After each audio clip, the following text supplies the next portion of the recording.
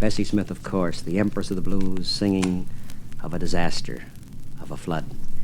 Sitting with me, hearing Bessie Smith on this recording, is James Baldwin, brilliant young American writer, but perhaps a more specific description of Mr. Baldwin, since he is one of the rare men in the world who seems to know who he is today. James Baldwin, brilliant young Negro American writer. And as you listen to this, Jim, to this record of Bessie Smith, what's your feeling? It's very hard to describe that feeling.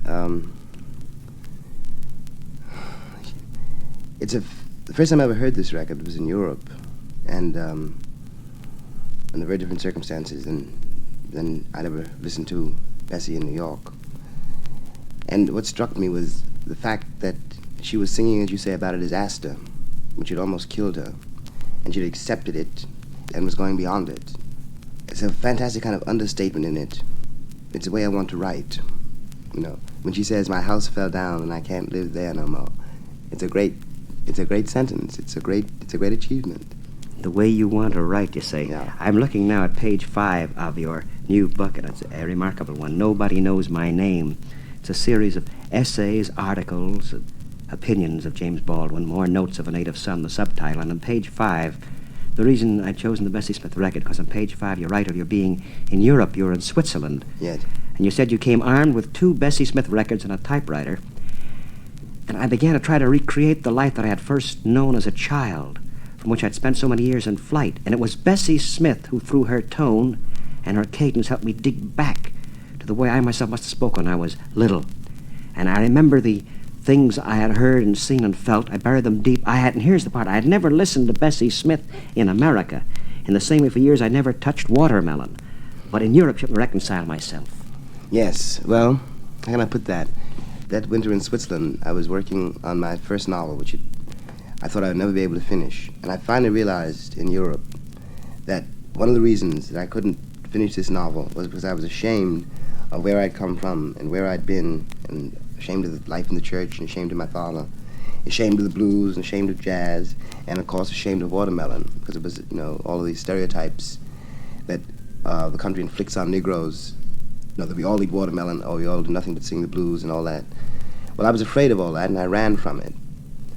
And when I say I was trying to dig back to the way I myself must have spoken when I was little, I realized that I had acquired so many affectations, I had told myself so many lies, that I really had buried myself beneath a whole fantastic image of myself which wasn't mine, but white people's image of me.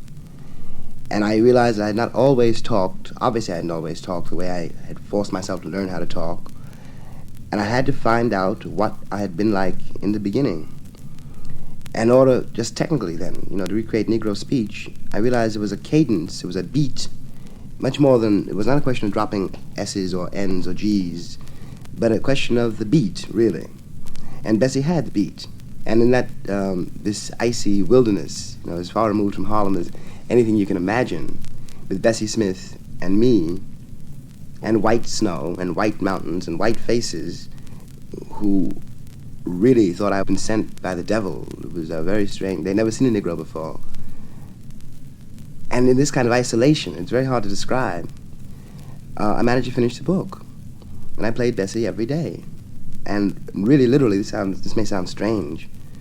A lot of the book is in dialogue, and I corrected things according to what I was able to hear when Bessie sang and when James B. Johnson plays. It's that tone and that sound, which is in me. This is in a forthcoming novel. This is in a forthcoming novel. Yes.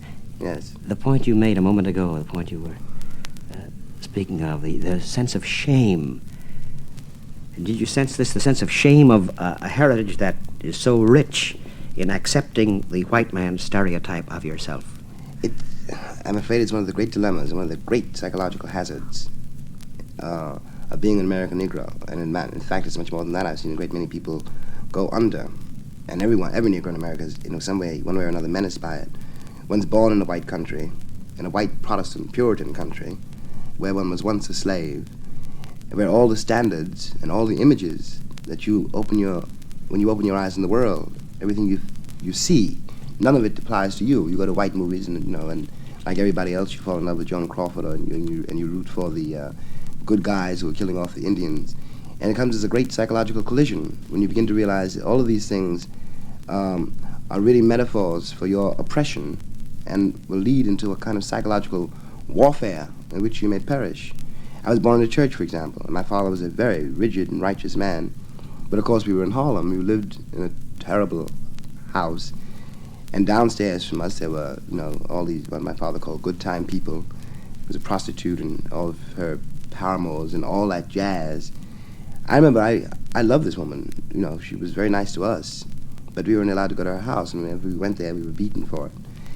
And when I was older, that whole odor of gin, homemade gin, really, and pig's feet and chitterlings and poverty and the basement, all of this got terribly mixed up together in my mind with the whole holy roller white god business. And I really began to go a little out of my mind, because I obviously wasn't white. It wasn't even a question so much of wanting to be white, but I didn't quite know anymore what being black meant.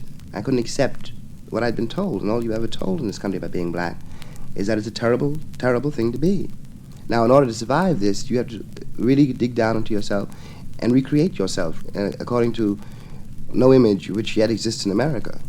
You have to impose, in fact, this may sound very strange, you have to decide who you are, and force the world to deal with you and not this idea of you. You have to decide who you are, whether you are black or white. Who you are. And then and I must say, at this point, at that pressure, the question of being black or white is robbed of its power. I mean, you can still, of course, be beaten up on the South Side by anybody, I mean, the social menace does not lessen. But in some way, it is a world now which perhaps can destroy you physically. But the danger of your destroying yourself has not vanished, but is minimized. The name of the book, if we may, this is directly connected. Nobody Knows My Name. For years, you, and I speak of you, somehow known as James, never known as James Baldwin, like Home James, sometimes called George, in the old days Sam, or Boy. Sometimes Boy. Sometimes.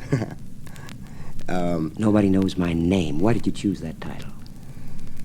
Well, at the risk of sounding pontifical, it's at once, I suppose it's a fairly bitter title, but it's also meant as a kind of warning to my country. In the days when people call me boy, those days haven't passed, except that I didn't answer then, and I don't answer now. To be a Negro in this country is really just, as Ralph Ellison has said it very well, really never to be looked at. And what white people see when they look at you is not invisible. You. You're invisible. What they do see when they look at you is what they've invested you with. And what they've invested you with is all the agony and the pain and the danger and the passion and the torment, the sin, death, and hell, of which everyone in this country is terrified. You represent a level of experience which Americans deny. And I think, this may sound mystical, but I think it's very easily proven. It's proven in great relief in the South when you consider the extraordinary price, the absolutely prohibitive price the South has paid to keep the Negro in his place, and have not succeeded in doing that, but has succeeded in having what is almost certainly the most bewildered and demoralized white population in the Western world. And on another level, you can see in the life of the country, not only in the South, what a terrible price the country has paid for this effort to keep a distance between themselves and black people. It was in the same way, for example, that it is very difficult, it is hazardous, psychologically, personally hazardous for a Negro in this country really to hate white people because he is too involved with them, not only socially, but historically, and no matter who says what, in fact, Negroes and whites in this country are related to each other. Half of the black families in the South are related to, the judges and the lawyers and the white families of the South. They're cousins and kissing cousins at least kissing cousins. Now, this is a terrible depth of involvement. It's easy for an African to hate the invader and drive him out of Africa. But it is very difficult for an American Negro to do this with, obviously cannot do this with white people. There's no place to drive them. This is a country which belongs equally to us both. And one's got to learn to live together here, or else there won't be any country. This matter of living together, or this ambivalent attitude that the South has toward the Negro, and the ambivalence perhaps is most eloquently and perhaps tragically expressed in the sayings of William Faulkner, the brilliant American novelist who writes a remarkable story, Dry September, in which seems to analyze the malaise. At the same time, he himself makes comments that are shocking. You have a chapter in your book dealing with Faulkner and desegregation. And is it this ambivalence, too, that it's this love, hatred. I hate to think of what the spiritual state of the South would be if all the Negroes moved out of it. The white people there don't want them, want to keep them there, want them in their place, but would be terrified if they left. I really think the bottom of their world would have fallen out. In the case of Faulkner, in Dry September or in Light in August, or even in The Sound of the Fury, he can really get at, as you put it, to the bone. He can get at the truth of what the black-white relation is in the South and what a dark force it is in the Southern personality. But at the same time, Faulkner as a citizen, as a citizen of Mississippi, is committed to what Mississippians take to be their past. And it's one thing for Faulkner to deal with the Negro in his imagination, where he can control him, and quite another one to deal with him in life, where he can't control him. And in life, obviously, the Negro, the uncontrollable Negro, is determined to overthrow everything in which Faulkner imagines himself to believe. It's one thing to demand justice in literature, and another thing to face the price that one's got to pay for it in life. And I think another thing about the Southerners, and I think it's also true of the nation, is that no matter how they deny it or what kind of rationalizations they cover it up with, they know the crimes they've committed against black people, and they're terrified that these crimes will be committed against them. The element of guilt then is here too. Yes. There's a point you make, and very beautifully, somewhere in the book, and Nobody Knows My Name, I forget which one of the essays involved. In the South, the white man is continuously bringing up the matter of the Negro. In the North, never. So obsessed in one case and so ignored in another. In the other. It's very funny. It's very funny, especially because the results turn out to be in the case of the Negroes a lot in the world, so very much the same. But it seems to me that it must be absolute torment to be a Southerner if you imagine that these people, that one day, one day even Faulkner himself was born, and certainly, when he was born, he was raised by a black woman, probably the model for Dilsey, and one fine day, a child of 3 or 4 or 5 who has been involved with black people on the most intense level, at the most important time in anybody's life, is suddenly it breaks on him like a thundercloud that it's all taboo. And of course, since we know that nobody ever recovers really, from his earliest impressions, the torment that goes on in a Southerner who is absolutely forbidden to excavate his beginnings, it seems to me is the key to those terrifying mobs. It isn't hatred that drives those people in the streets, it's pure terror. And perhaps a bit of schizophrenia here, too. Well, by this time, it's absolutely schizophrenic. Yeah. And I must say, not only in the South, but the South is a very useful example on a personal and social level of what is occurring really in the country. And the sexual paranoia, again, it's very important to remember what it means to be born in a Protestant Puritan country with all the taboos which are placed on the flesh, and to have at the same time in this country such a vivid example of, at least in the imagination, of paganism and the sexual liberty with which white people invest Negroes and penalize them for. Combination of Puritanism and paganism, both. Yes. And the conflict. And the terrible tension. The tensions that come as a result. It's a guilt about the flesh, and in this country, the Negro pays for that guilt that white people have about the flesh. Since you bring up this point of the Negro pays for the guilt the white people have about flesh, we think, too, of the relative position of the Negro woman and the Negro man. My God. And in this article, you wrote a beautiful article for Tone magazine. You were saying something about the mistress of the house, the white mistress, who admires her maid very much, but she speaks of the no-count husband. No-count husband. And so this brings the matter of what it means to be a Negro male. It connects with that old phrase that Negroes are the last to be hired and the first to be fired. And this does not apply to the Negro maid particularly, though it can. but it absolutely applies without exception and with great rigor to Negro men.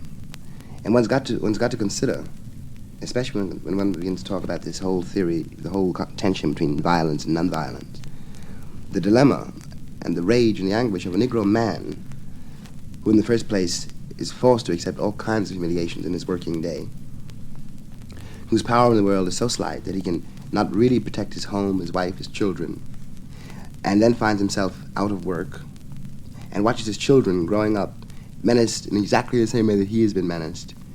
When a child is 14, when a Negro child is 14, he knows the score already. And there's nothing you can do, and all you can do about it is pray, really, that this will not destroy him. But the tension that this creates within the breast of the man is absolutely unimaginable, and something this country refuses to imagine, and very, very dangerous. And again, it complicates the sexuality of the country and of the Negro in a hideous way, exactly because all Negroes are raised in a kind of matriarchy, since after all, the wife can go out and wash the white lady's clothes, and steal little things from the kitchen. And this is the way we've all grown up. Now, this creates another social, psychological problem in what we like to refer to as a subculture, which is a part of the bill which the country is going to have to pay. Bills always do come in. One's always got to pay. There's always, as a phrase Sandberg used, slums always seek their revenge. Another way of saying it, too. Yes, they do indeed. Thinking about the matriarchal setup of the Negro family, the Negro life, even back to the slave days, the Underground Railway leaders, Harriet Tubman, were the women. Yeah. It's a terrible thing. Negro women for generations have raised white children who sometimes lynched their children, and have tried to raise their raise their child like a man, and yet in the full knowledge that if he really walks around like a man, he's going to be cut down. It's a terrible kind of dilemma. It's a terrible price to ask anybody to pay. And in this country, Negro women have been paying it for 300 years. And for 100 of those years, when they were legally and technically free. When people talk about time, therefore, I can't help but be absolutely not only impatient but bewildered. Why should I wait any longer? And in any case, even if I were willing to, which I'm not, how? The point, you mean about go slow? Go slow, yes. Go slow, take it easy. Again, there's a last sentence you have on that, on the Faulkner chapter about how it changed, about whatever approach to humanity, to being human beings, it must be now, the moment you speak of. It's always now. The world we're living in, we have to make it over. The world we live, we made the world we live, but you speak of now. It's always now. Time is always now. Everybody, and I think everybody who's ever thought about his own life knows this. You don't make resolutions about something you're going to do next year. If you decide to write a book, you may write the book may be finished 20 years from now, but you've got to start it now. I'm thinking of the subtitle of your book now, and the position of the Negro woman, Negro man, notes of a native son. Naturally, I immediately think of Richard Wright, who has meant so much to you as an artist and as a man. And his short story, you refer to this beautifully here in the chapter, Alas, Poor Richard, one of the 3 chapters on Richard Wright, Man of All Work, in which the husband, to get a job, dresses himself up in his wife's clothes and hires off as a cook. Yeah. It's a beautiful, terrifying story. And it really gets at something which has been hidden for all these generations, which is the ways in which it really suggests, more forcibly than anything I've ever read, really, the humiliation that a Negro male endures. And it's this which the country doesn't want to know. And therefore, when people talk about the noble savage, and the greater sexuality of Negroes and all that jazz, whereas I know I could name, if we were not on the air, 6 people I know whom I grew up, 6 men who were on the needle, just because the demoralization is so complete that in order to make the act of love, there's got to be a certain confidence, a certain trust. Otherwise, it degenerates into nothing but desperate, and futureless brutality. You've spoken of the needle now, and we think, of course, of junkies, and we think of narcotics. And here again, perhaps for some, the only means of escape from the brutal reality. Yes, that's right. I knew a boy very well once who told me, almost that many words, that he wasn't trying to get high, he was just trying to hold himself together. Because he also said, talking about himself walking through one of our cities one morning, and the way people looked at him, and he said to himself, he told me that, well, You ought to be able to bear me if I can bear you. What is most appalling about it is that all of these things might not be so terrible if, when facing well-meaning white people, one didn't realize that they don't know anything about this at all, and don't want to know. And this somehow really is the last drop in a very bitter cup. Because if they don't know and don't want to know, then what hope is there? When people talk to me about the strides that have been made and the all these dreary movies Hollywood keeps turning about be kind to Negroes today, and isn't this a good sign? Well, of course, they've never seen these movies with a Negro audience watching them. What is the reaction? Well, for example, in The Defiant Ones, a movie which I really cannot say anything. That's okay. Go ahead. Please do. At the end of that movie, when Sidney, who was very brilliant in it, and who does his best with a rather dreary role, does something with it which I wouldn't believe could have been done. Anyway, at the end of that movie, when Sidney jumps off the train to rescue Tony Curtis, downtown, I saw it twice deliberately. I saw it downtown and for a white liberal audience. I suppose they were liberal. There was a great sigh of relief and clapping, and I felt that this was a very noble gesture on the part of a very noble black man, when I suppose in a way it was. And I saw it uptown, and then he jumps off the train, and there's a tremendous roar of fury from the audience, with which I must say I agreed. They told Sidney to get back on the train, you fool. And in any case, why in the world would he go back to the chain gang where they're obviously going to be separated again? It's still a Jim Crow chain gang. What's the movie supposed to prove? And what the movie is designed to prove, really, to white people, is that Negroes are going to forgive them for their crimes, and that somehow they're going to escape scot-free. Now, I myself am not, I am not being vengeful when I say this at all, because I would hate to see the nightmare begin all over again with shoes on the other foot. But I'm talking about a human fact, and the human fact is this: that one can't escape anything one's done. One's got to pay for it, and you either pay for it willingly or you pay for it unwillingly. As you say this, and I was thinking of the Negro audience, and I get back on the train, you fool. We think of two movements happening simultaneously with the Negro in America today: the Black Muslim movement and Martin Luther King. Yes. And here it seems to be directly connected, doesn't it? Yes, precisely. And I must admit, that there is a great ambivalence in myself about. For example, I'm devoted to King, and I work with CORE, and try to help raise money for the Freedom Riders, and I adore those children. I have tremendous respect for them. And yet, at the same time, and talking to very different people, and somewhat older, and also talking to ex-sit-in students who said, no, I simply can't take it anymore. I don't know. Let me put it another way. King's influence in the South is tremendous, but his influence in the North is slight. And the North loves to talk about the South. Chicagoans talk about Mississippi as though they had no South Side. And, and white people in New York talk about Alabama as though they had no Harlem. And it's a great device on the part of white people to ignore what's happening in their own backyard. Now, whether, let us say, I were for or against violence, this is absolutely irrelevant. The question which really obsesses me today is that whether or not I like it, and whether or not you like it, unless the situation is ameliorated, and very, very quickly, there will be violence. There will be violence. I'm as convinced of this as I am that I'm sitting in this chair one day in Birmingham. And it won't be the fault of the Negroes in Birmingham. It's the fault of the administration of Birmingham and the apathy of Washington. It is an intolerable situation. It has been intolerable for 100 years. I really cannot tell my nephew or my brother. My nephew is 14. My brother's a grown man. I can't really tell my nephew that if someone hits him, he shouldn't hit back. I really cannot tell him that. And still less can I tell my brother that if someone comes to his house with a gun, that you should let him in, and allow him to do what he wants with his children and his wife. But the point is, even if I were able to tell my brother that he should, there's absolutely no guarantee that my brother will, and I can't blame him.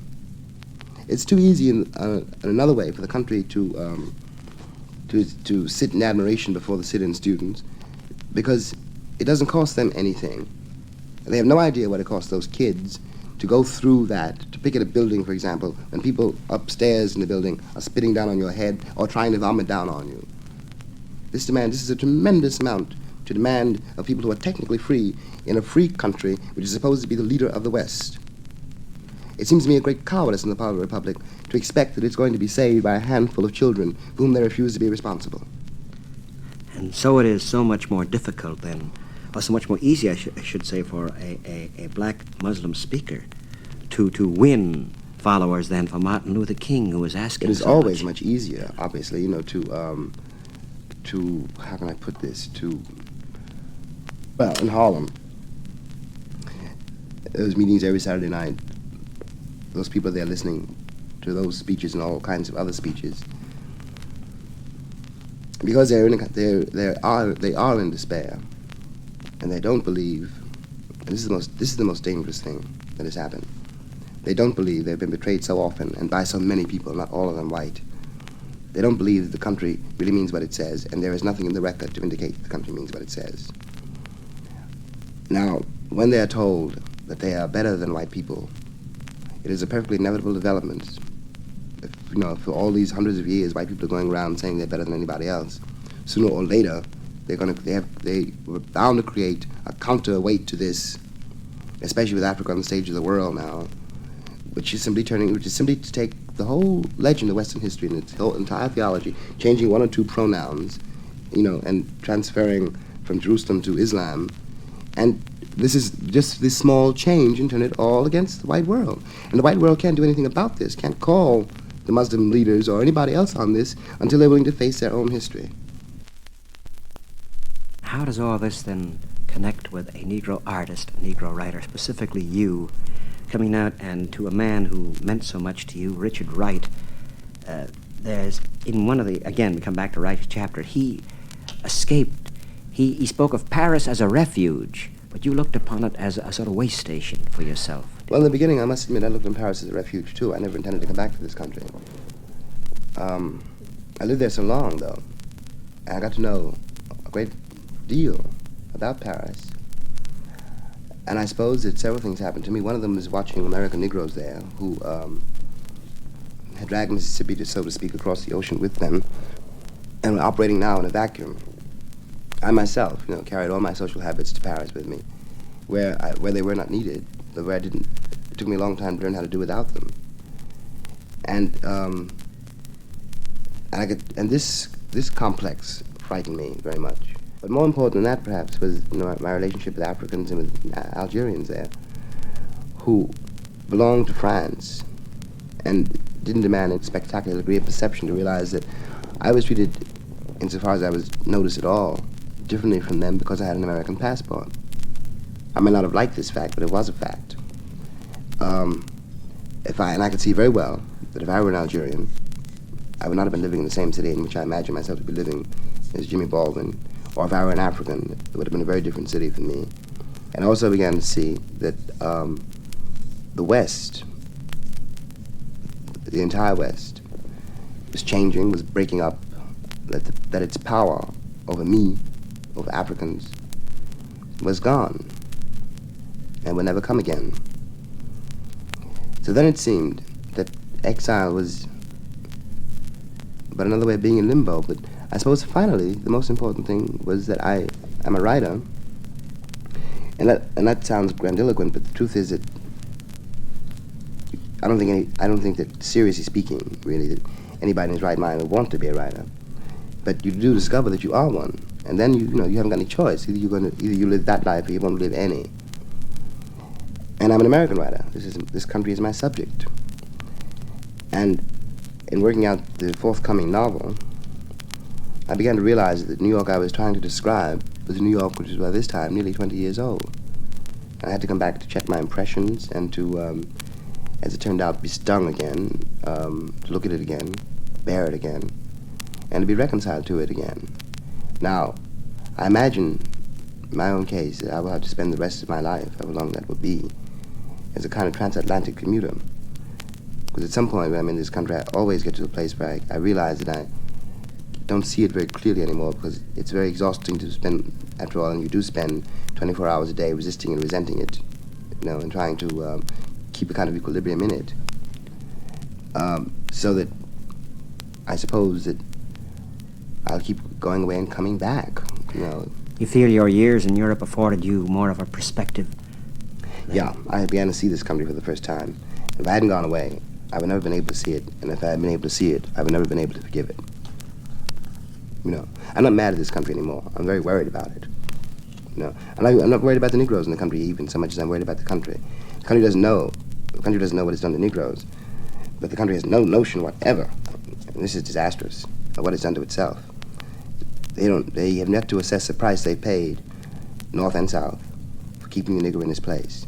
And from my point of view, it shows on every single level of our lives, from the most public. Could you expand on this a bit, Jim, what the country has done to itself? Well, one of the reasons, for example, I think that our youth is so badly educated, and it is inconceivably badly educated, is because education demands a certain daring, a certain independence of mind. You have to teach young people to think. And you have to teach young people, in order to teach young people to think, you have to teach them to think about everything. There mustn't be something they cannot think about. If there's one thing they can't think about, then very shortly they can't think about anything. Now, there's always something in this country, of course, one cannot think about. What one cannot think about is a Negro. Now, this may seem like a very subtle argument, but I don't think so. I think that really time will prove the connection between the level, the lives we lead, and this extraordinary endeavor to avoid black men. And I think it shows in our public life. I think that when I was living in Europe, it occurred to me that what Americans in Europe did not know about Europeans was precisely what they didn't know about me. And what Americans today don't know about the rest of the world, like Cuba or Africa, is what they don't know about me. And the totally incoherent foreign policy of this country is a reflection of the incoherence of the private lives here. So we don't even know our own names. No, we don't. That's the whole point. I suggest this, that in order to learn your name, you're going to have to learn mine. In a way, the key to this country, the American Negro, is the key figure in this country. And if we don't face him, we will never face anything. Since you've mentioned, I don't know your name, I, a white man, will never know mine. I'm thinking now as a country, when there's another country, we think of Africa immediately. You were covering a meeting of Negro writers of the world in Paris. Yeah. And African writers were speaking too, as well as writers of... It was really an African conference. It was predominantly African. The Negroes were there as Africans, or as, well, the black people of the world, let's put it that way. What of the African writer, then? You mentioned Tituola here, and isn't there a problem here, the uncovering of this rich heritage so long buried by kidnappers, by colonial people, and at the same time we know that technological advances are taking place, changes, slums are being cleared. 20th century, in fact. 20th century. Now, isn't there loss as well as gain here? It's a question of two things are happening at the same time. It's a very great question. I don't know what... it's almost impossible to assess what was lost, which makes it impossible to assess what's gained. How can I put this? Yeah, in a way, I almost envy African writers because there's so much to excavate, and because their relationship to the world, at least from my vantage point, about this I may be wrong, seems much more direct than mine can ever be. But God knows, the colonial experience destroyed so much, blasted so much, and of course changed forever the African personality. So one doesn't know what really was there on the other side of the flood. It will take generations before that past can be reestablished and in effect used. And at the same time, of course, all the African nations are under the obligation, the necessity of moving into the 20th century at really, some fantastic rate of speed, because it's the only way they can survive. And of course, all Africans, whether they know it or not, have endured the European experience and have been stained and changed by the European standards. In a curious way, the unification of Africa, insofar as it can be said to exist, is a white invention. That is to say, the only thing that really unites, as far as I can tell, all black men everywhere, is the fact that white men are on their necks. What I'm curious about is what will happen when this is no longer true, and for the first time, in the memory of anybody living, black men have their destinies in their own hands. What will come out then, and what the problems and tensions and terrors will be then, is a very great, very loaded question.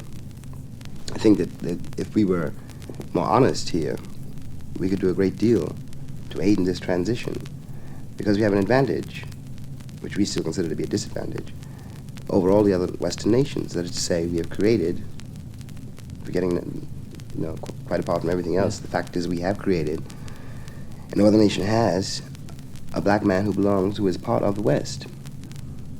Now, and in distinction to Belgium or any other European power, we had our slaves on the mainland, and therefore, no matter how we deny it, couldn't avoid a human involvement with them, which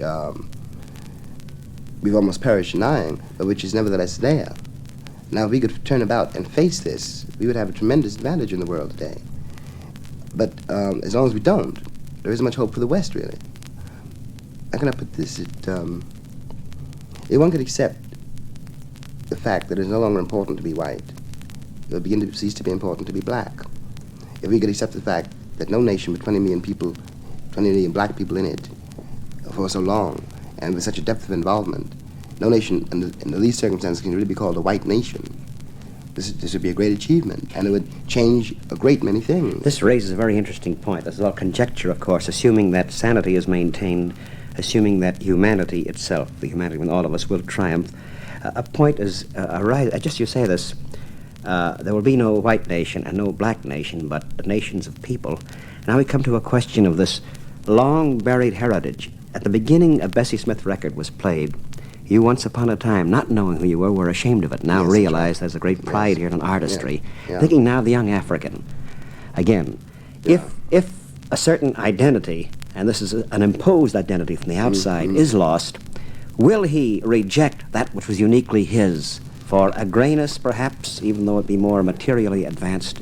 I have a tendency to doubt it, but then, of course, there's no way of knowing. I have a tendency to, judging only from my very limited experience in Paris with a few Africans, after all, my tendency is to doubt it. I think that the real impulse is to excavate that heritage at no matter what cost and bring it into the present.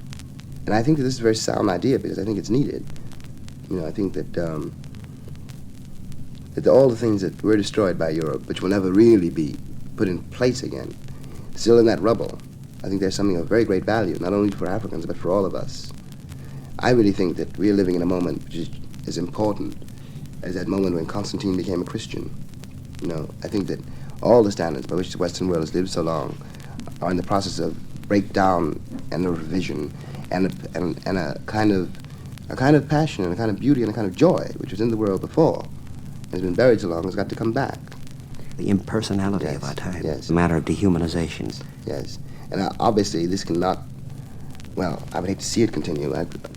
I don't ever intend to make my peace with such a world. There's something much more important than Cadillacs, Frigidaires, and IBM machines. And precisely one of the things wrong with this country is this notion that IBM machines and Cadillacs prove something. People are always telling me how many Negroes bought Cadillacs last year. And it terrifies me. I always wonder, is this what you think the country is for? And do you think this is really what I came here and suffered and died for? A lousy Cadillac? Whether for white or black, is this what our country is for? For white or black, yes, exactly. I think the country's got to find out what it means by freedom. Freedom is a very dangerous thing. Anything else is disastrous. But freedom is dangerous. You've got to make choices. You've got to make very dangerous choices. You've got to be taught that, your life is in your hands.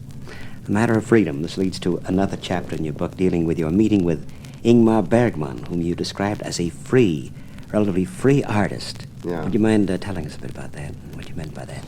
Well, part of his freedom, of course, is just purely economical. It's based on the social structure, the economic structure of Sweden. That is to say, he hasn't got to worry about money for his films, which is a very healthy thing for him.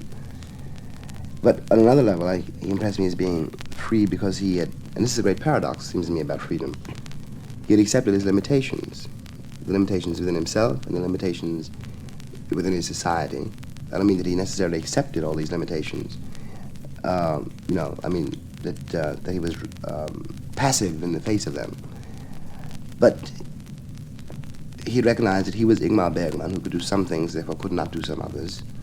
It was not going to live forever, Had recognized what people in this country have a great deal of trouble recognizing, that life is very difficult for anybody born. Now, I don't think people can be free until they recognize this. In the same way, Bessie Smith was much freer, all as terrible as this may sound, much freer than the people who murdered her or let her die, And Big Bill Broomsey, a much freer man than these success-ridden people running around on Madison Avenue today. If you can accept the worst, as someone said to me, then you can see the best. But if you think life is a great big glorious plum pudding, you'll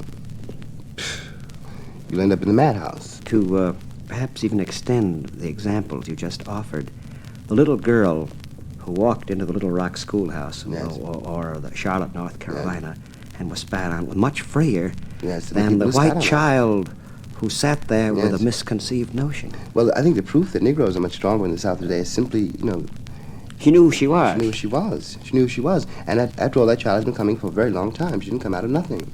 And the Negro families are able to produce such children, And whereas the good white people of the South have yet to make any appearance, proves something awful about the moral state of the South.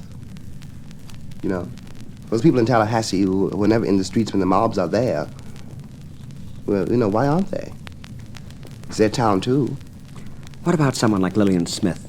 Lillian Smith is a great, I think a very great and heroic and very lonely figure, obviously, She has very few friends in that little hamlet in Georgia where she carries on so gallantly. She's paid a tremendous price for trying to do what she thinks is right. And the price is terribly, terribly high. The only way for the price to become a little less is for more people to do it. Because here is someone of the South, a minority of one, and perhaps a few prototypes here and there, but the majority is not necessarily right all the The time. majority is usually, I hate to say this, wrong. I think there's a great confusion in this country anyway about that, Gibson's enemy of the people. Yes.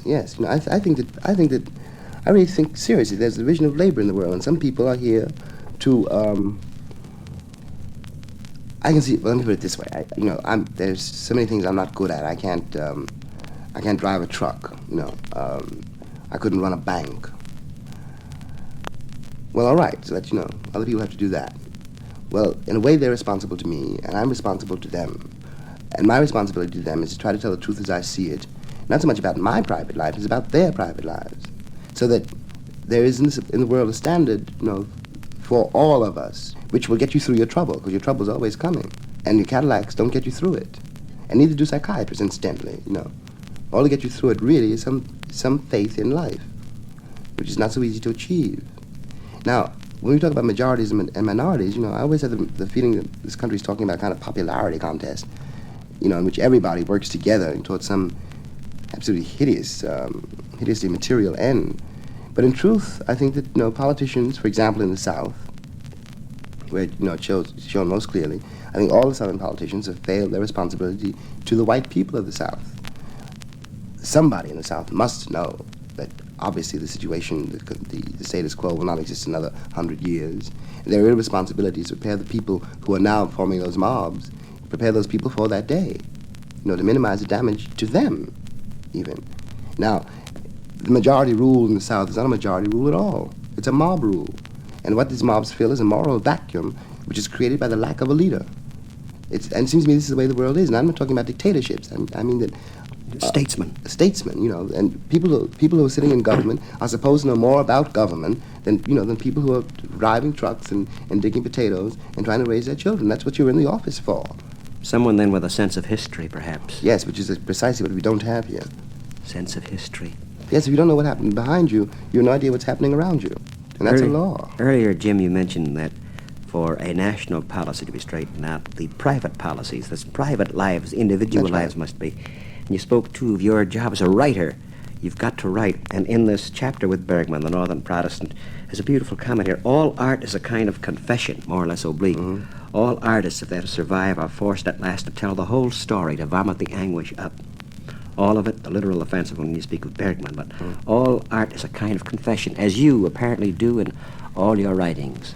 I think it has to be a kind of confession. I don't mean a true confession in the sense of that dreary magazine, but I mean the effort, it seems to me, is if you can examine and face your life, you can discover the terms in which you're connected to other lives, and they can discover, too, the terms in which they're connected to other people. It's happened to every one of us, I'm sure. You know, that one has read something which you thought only happened to you, and you discover that it happened 100 years ago to Dostoevsky. And this is a very great liberation, you know, for the suffering, struggling person who always thinks that he's alone.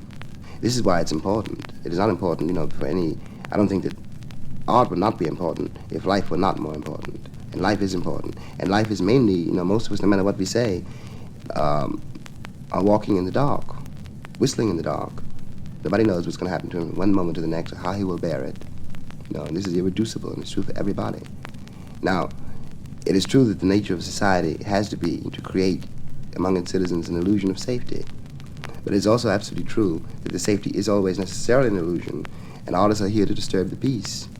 They have to disturb the peace. Otherwise, chaos. Life is risk. It is indeed. It is. It always is. It always is. And people have to know this. Some way they have to know it in order to get through their risks. So the safety itself is wholly illusory. Yes, Safety. there's no such a thing as safety on this planet. No one knows that much. No one ever will. Not alone about the world, but about himself. That's why it's, you know, of course it's unsafe. And people in some way have to know this. And this is what the whole sense of tragedy is really all about. And people I think that a sense of tragedy is a kind of embroidery or something irrelevant which you can take or leave. But in fact, it's a necessity. That's what the blues are all about. It's what the spirituals are about. It is the ability to look on things as they are and survive your losses, or even not survive them, but to know that they're coming. You know, because to know they're coming is only possible insurance you have, some faint insurance, that you will survive them. You spoke of sense of tragedy. Again, in your book, you speak of us Americans lacking. We have tremendous potentialities. You say Yes. we lack that which a non-American may have, a sense of tragedy. Yes, I think we do, and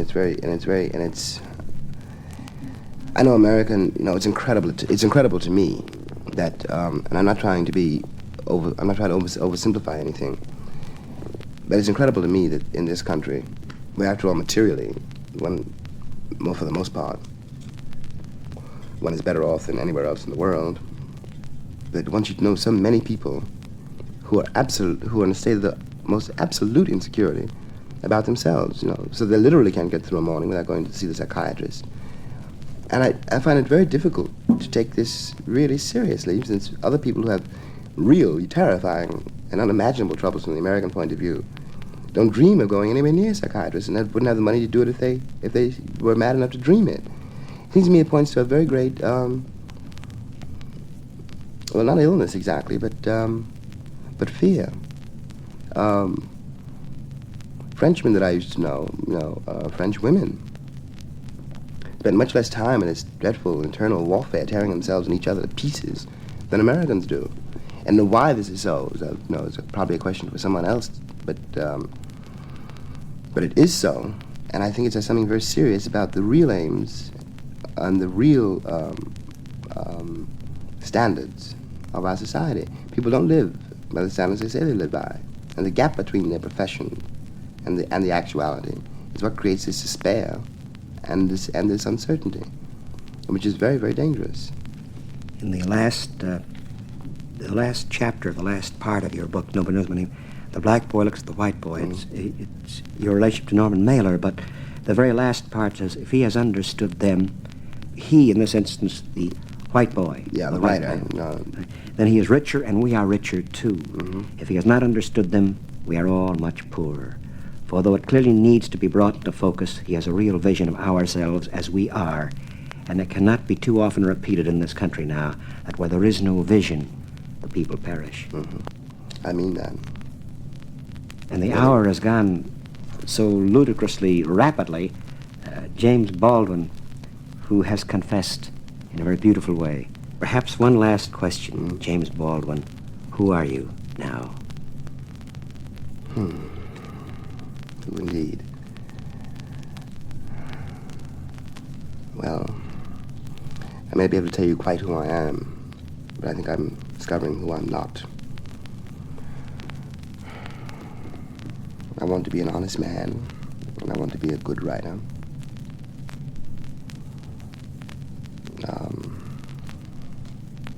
And I don't know if one ever gets to be what one wants to be. You know, I think you just have to play it by ear